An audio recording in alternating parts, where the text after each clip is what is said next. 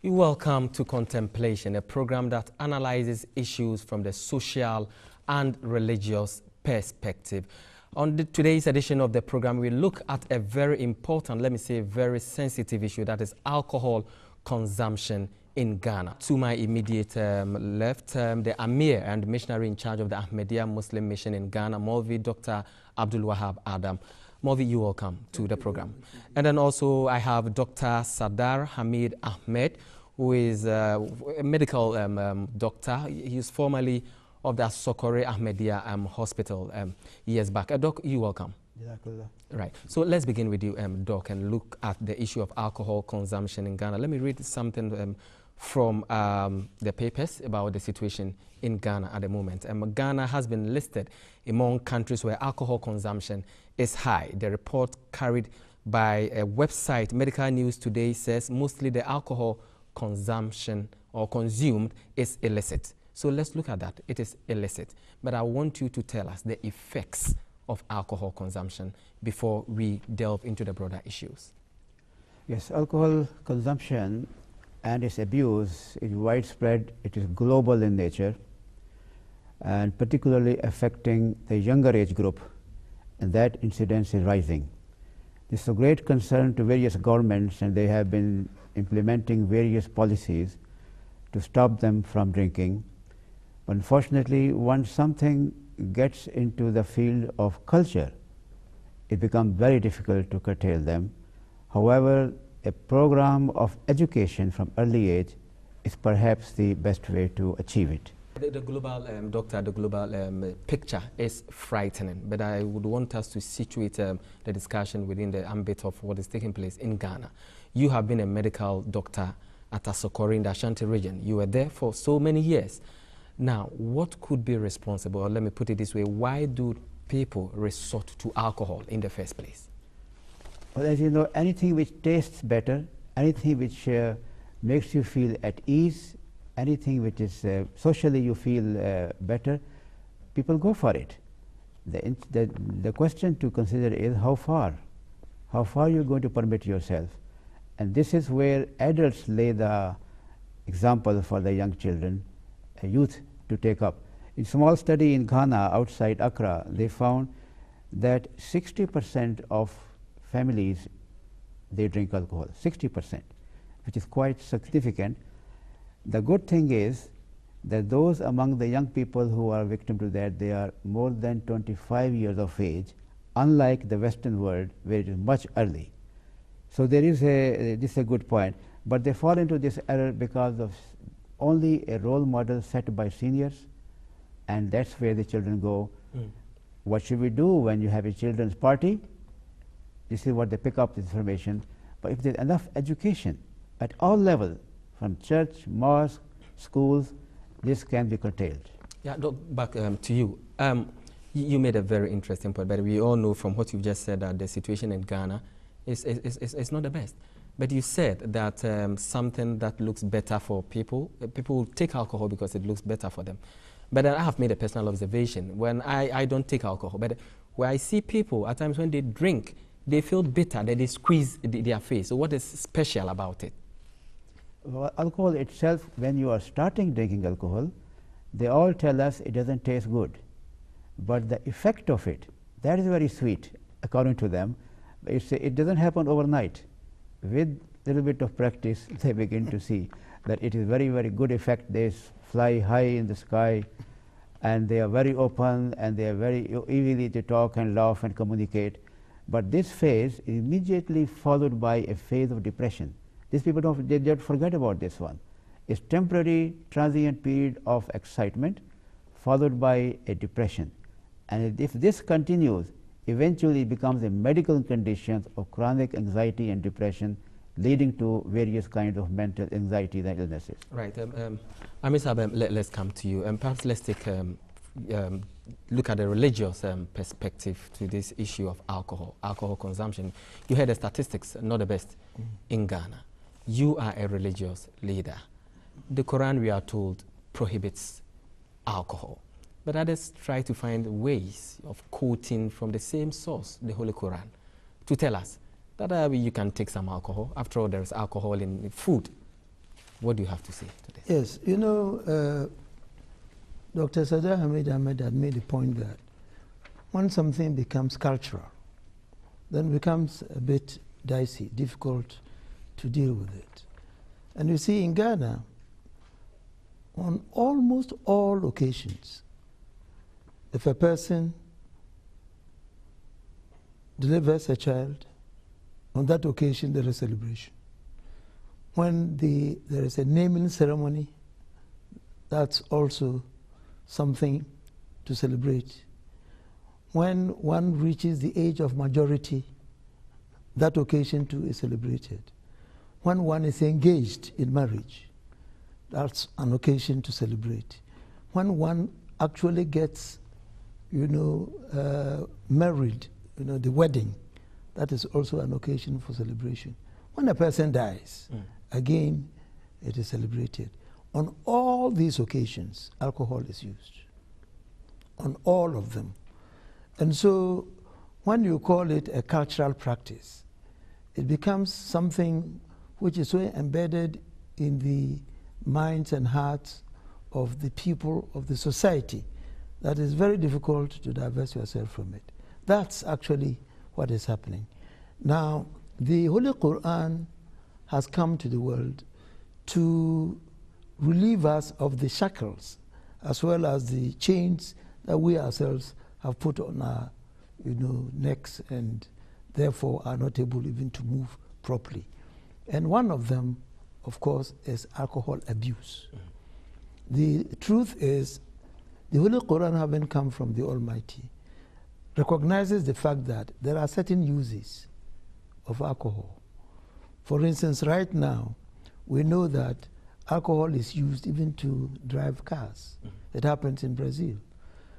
But we are now talking of alcohol abuse, not the other uses. So what the Quran tells us is, they ask you about alcohol and game of chance. Now, he says, يَسَلُونَكَ عَنِ الْخَمَرِ وَالْمَيْسَرِ. God is saying that they ask you, the Prophet, about alcohol as well as game of chance. Qul, tell them, فِيهِمَا إِثْمٌ كَبِيرٌ.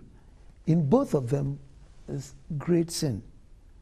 وَمَنَافِعٌ لِلنَّاسِ. And there is some small benefit for man. وَإِثْمُهُمَا أَكْبَرٌ مِنْ نَفْعِهِمَا. But know for certain that the sin and the harm of both of them is much, much more than the benefit. So you see, unlike other people who just exaggerate, this is coming from God. He created the sort of things with which alcohol is made. He recognizes the fact that there are certain benefits. It's used to preserve medicine. It's used to do certain other things. But when it comes to abuse of it, drinking, then he says that it's a very great sin, and the sin is much, much greater than any advantage that we can think of. Let's once again look at the semantics of what you just quoted. You said Allah Almighty in His infinite wisdom says that there is a little benefit, but it, you know, I think the dangers exceed the benefits. Could this not be a reason why people would want to interpret it wrongly? For instance, what we are trying to say means that the benefits are in the form of, you know, using alcohol for other productive purposes, but people are interpreting it wrongly. What, isn't it your responsibility? No, but that is not the only verse in the Holy Quran that deals with alcohol. God talks about the enmity that it creates between people. God talks about forgetfulness of responsibility to worship and worship properly. All those things are there. And because of that, God says you must keep away from it. I remember Haj Mohammed ibn Ibrahim, who later became the president of the International Court of Justice. He said he was talking to a Muslim, and when the matter of alcohol came up, he said, but it's not haram, it's not written anywhere. On this, we want you to explain the meaning of haram for the benefit of haram means something which is prohibited. So Sayyidullah Khan quoted the verse from the Holy Quran, which says that it creates enmity between people. And then it makes you forget your responsibility about worship. فَهَلْ أَنْتُمْ مُنْتَهُونَ. And so are you going to keep away from it? Now this is an emphatic order, prohibition by the Almighty to Muslims and to everybody who believes in the Holy Quran, that you should keep away from it. He said, but God said, are you going to keep away from it? We say no. Imagine, that is rather too rude to say. If God says this, he's saying that because of this, it is not good. So will you keep away from it? You should not interpret it to mean that if you wish, keep away. If you don't wish, go ahead. That's not the interpretation. Besides, we are meant to follow the example of the Holy Prophet of Islam, on whom be peace and blessings of Allah. God says that he is the best exemplar, Uswatul Hasana. How did he interpret these things? He said that anything, any amount of alcohol, you know, anything that would make you drunk, and therefore, you know, make you forget your responsibilities towards worship. Whether it is in large quantities or small quantities, keep away from it. That was the practice of the Prophet. And when these things were revealed, these verses were revealed in the Holy Quran, it's mentioned in the traditions that the announcement got made, and as a result, you know, the Arabs used to consume a lot of alcohol. They had different names for alcohol that is taken in the morning, in the afternoon, in the evening, in the night. But then, when the announcement was made, it is said that they broke the jars that contained alcohol, so much so that alcohol was floating in the streets of Medina. Right. You know. Maybe we'll come back on that, but we are told we have a caller, Dr. Haj Mohammed ibn Ibrahim, on the line from Ghana to share his thoughts on the issue. Doc, you're welcome to the program. Thank you. Doc, let me ask you this question. You are a medical doctor. The argument has been that that is for proponents of alcohol use. That after all, let's take some alcohol. We don't even know what goes on inside. But you realize that I don't have a practical experience. But the moment they gulp the alcohol, the attitudes change. You know, the effect is so glaring that, you know, people, some of them start misbehaving and causing trouble. What actually goes on in the stomach when the alcohol is taken to necessitate that quick shift in attitude? Thank you very much. Alcohol has a tendency of marring the sensorial through creation of certain elements in the body. Now, what alcohol does actually is to have an adverse effect from the baby unborn, which we call the fetus, right up to death, if it is taken in a certain amount. Now, if a woman who is pregnant takes alcohol or becomes alcoholic, there is a condition known as the fetal alcohol syndrome, where the baby yet unborn suffers very serious problems with all parts of the body, including the heart, the brain, even before it is delivered. And when it is delivered, it affects the child throughout life. Again, because of those elements that the alcohol produces, it has a characteristic which we call addiction. And the addiction has two main components. One, if you take 2 to become intoxicated today and you continue, you need to take more than 2 the next time before it has the same effect. And therefore, the level which is taken before intoxication keeps on increasing.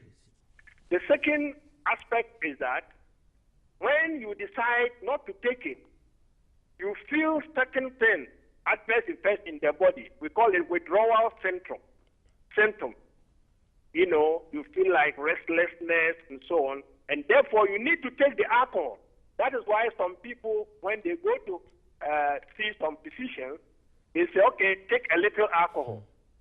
And they pride themselves by saying that even the doctor advised that I should take alcohol. Not that. Because if you withdrew, you were getting some symptoms quite seriously. And so these are some of the things that let you build up the alcohol, and it has effects on major organs like the liver, like the heart, practically every part of their body. And so these are some of the things that alcohol produces. Right. Doc, we would come back to you, but these are frightening statistics that you are giving out there. We definitely would come back to you. So, Doc, let me come back to you again. Now, one thorny issue has been the fact that people who should know better, including doctors who know the dangerous effect of alcohol because they have the opportunity of operating patients, they know the dangers in there, also take alcohol. Even, let me say gulp alcohol. What could be wrong with such people? Well, I know when I was transferred from Kano to Nigeria, there were 2 professors who fell victim to excessive drinking, and eventually they developed cancer of the liver and they died. They are human beings too. They are part of this culture, and therefore they also partake, not knowing that they have got this genetic factor among them which will push them towards excessive area. This business of taking a small amount, those who became chronic alcoholic, they started with small amount. So that's no bar that they will know that I can take a small amount.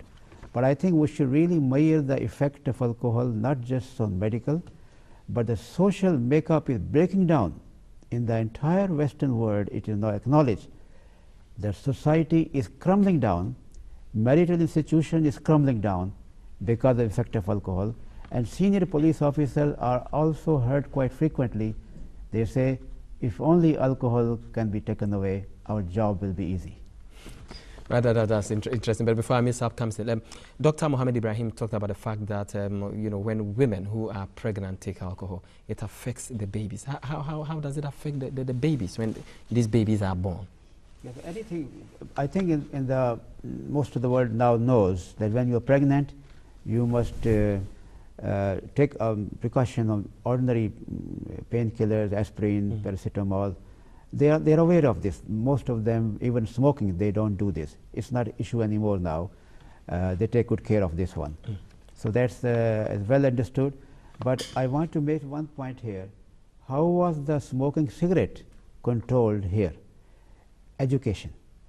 Government made laws. You can't smoke in the offices. You can't smoke on the premises, even in your houses. These laws were made. So result was gradually, now smoking has become very individual. They can't smoke in buses, public transport. So I think these laws, legislation is a great help. But again, I think it's from childhood, in the home. It's the parents. It's there where you are actually grow this seed, the precautionary measures, which will help. But again, I'm sorry, if it's in the culture, society, they will go to universities and colleges, they fall trap to celebrations, and they're back to the same trap again. Right. Amsabi, you wanted to say something? Yes, I want to say that I fully agree with Dr. Sadar Hamid Ahmed that education is important, and also enactment of laws. You know that in America, for instance, they enacted some laws about alcohol abuse. Well, they couldn't sustain it. But at least I know that in the United States of America, you can't advertise about any alcoholic beverage when you have a glass full of alcohol being gulped down in your mouth, like it happens in Ghana. In Ghana, you have advertisements about certain alcoholic beverages, and you see somebody really drinking it. It's part of the advertisement. Sometimes it's done by girls, sometimes it's done by ladies, older ladies, sometimes it's done by men, sometimes it's done by university professors and so on. Those things are adverts that they use to entrap people to buy alcohol. Their interest is the profit, the money that they get out of it. But as it has been very, very clearly established, the society that is crumbling is not what they are thinking about. If marriages are breaking down, because the person drinks alcohol, comes home, fights with the wife, and then there is commotion in the house, children are watching it, they also learn it, they go out and drink, they also start fighting among themselves. Then those people who want to do wrong things, supposing somebody is very, very respectable, they want to do something against him, they will go and drink. And once the mental level of a human being that has been endowed him by the Almighty, which distinguishes him from the other creatures, is now suppressed, or she is free to do whatever he or she pleases. So that is how come people go out and do certain things that they would normally not do if they were not to have drunk. The same thing applies to accidents. I mean, a person is driving, we always talk about don't drink and drive, which means that they know that if you drink and drive, you will not be able to drive through to your destination. That happens. As a result, a lot of people die. Look at the number of people who are literally slaughtered in the streets of Ghana. It's all because of alcohol abuse. Then you have litigation. You go and do something which is wrong. You would never do it in normal circumstances. Then there is litigation. You are taken to court. These things happen. Then there are issues about people who are given alcohol to drink. And as a result, they ask them to go into the streets and then cause mayhem. It happens in so many situations. So these are the social issues we have to look at. We are not thinking about those people who want to make profit by selling and advertising alcohol. Right. Doc, let me come back to you. Doctors, the argument has been that, after all, doctors say there should be a certain amount of alcohol in the human body. So let me take something small, because doctors have recommended that. How do we address this issue? If a doctor should tell a patient, at least you need some alcohol. I don't know how you do it, whether you test and you find out that the alcohol levels are low, so you advise certain people to take some alcohol. No, there is no such advice as such. Occasionally, you do read in papers that half a glass of French wine is helpful for the cardiac patients. But that has been contradicted by research in the United States of America. Okay, this is just hearsay. There is no scientific figures to prove that. So no doctor ever advises to choose alcohol. Stomach ulcer, heart condition, they all know this. They all have been taught. He cannot contradict himself on the one hand, the effects of child alcohol abuse, and then he can say there is no such condition in any circumstances that permits the use of any kind of alcohol for human health. Alcohol has the effect of slowing down the activity of those enzymes and exciting others beyond a certain limit. As a result, the entire equilibrium of the system in the body is disturbed. So gradually, over a period of time, the whole thing goes in a different direction and becomes cancer, which is a well-known fact among those people who have got especially low nutrition, low socioeconomic order. And this is the main thing. The second point I just wanted to add here is, every activity that man engages in life should be related to the purpose of life. He must be invited to consider what is the purpose of his life. If the purpose is to know, love and worship his maker, then I'm afraid alcohol is number one on the list, which will stop you from performing those functions. Right. So just to add a little, for workers also who say, let me take it so that I can work effectively. If I don't take it, I can't work. What advice do you have for such people? Remember one thing, whenever you are at the initial stage of alcohol take, yes, it excites you, makes you very active, and you seem to experience a very elated state of mind to be able to perform well. But as I said, immediately following that, a state of depression comes, and at work you are not able to perform well, and your employer note these things, and you are asked to take leave, and you lose so many working hours, and it's a great loss to economy. Yeah, I wish we had more time to continue. But so, Amir Sabem, I want you to give viewers a general advice, both Muslims, Christians, and people of other faiths, on alcohol usage. The thing is, if you look at a human being, he is the best of creation. He can rise even above the angels. That is what the Quran tells us. But it is because of the will that God has given to a human being. An angel hasn't got a will of his own. He does only what Allah commands him to do. Now that will has to be exercised through the equilibrium, the balance that man has. And now if you take alcohol and that is disturbed, then you are no longer the best of creation. You become one of the ordinary ones, right, and you will not be able to perform. We would want to thank you very much, sir. But that's all time will allow us on this week's edition of the program. We'll be with you same time next week. We've been discussing alcohol abuse in Ghana and the effects it has on the society in general. So until we meet same time next week, may the Almighty Allah be with us all.